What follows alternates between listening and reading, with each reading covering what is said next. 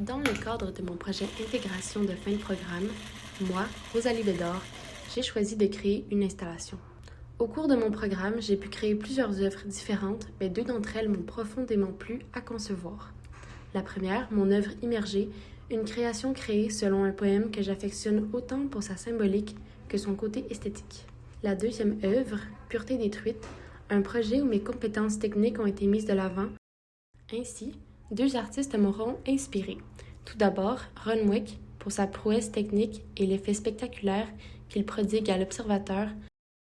J'ai eu la chance de voir l'une de ses œuvres au Musée des Beaux-Arts du Québec, Une fille, et j'ai pu personnellement faire l'expérience de l'effet sensationnel de son travail. Ensuite, Jérôme Trudel, un artiste québécois, m'a inspiré les jeux de suspension, d'accumulation, de fragments coupants. Son œuvre Résurgence m'a profondément marqué lors de ma visite à Exmuro l'an dernier. Pour ce projet, j'ai eu besoin de faire de la recherche pour créer une œuvre imposante en lien avec ma thématique, de l'esthétique. Je souhaite qu'en regardant ma création, le regardeur éprouve un attrait esthétique pour celle-ci. Dans ce projet, je me suis grandement inspirée de la symbolique et de l'esthétique des pièces de porcelaine japonaise bleue qui provenaient à la base de la Chine et de la Corée.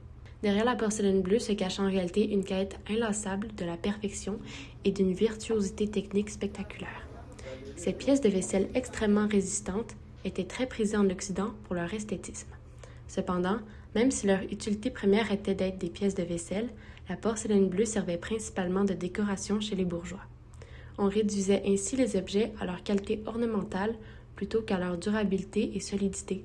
Dans ce projet, c'est l'idée que j'ai voulu transmettre en mettant la symbolique et les qualités esthétiques de la porcelaine bleue de l'avant.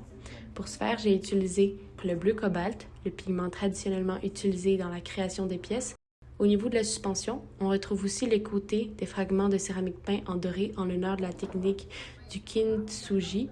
Cet art à part entière s'avère être une méthode de réparation des pièces de porcelaine qui met en valeur les cassures grâce à de la feuille d'or.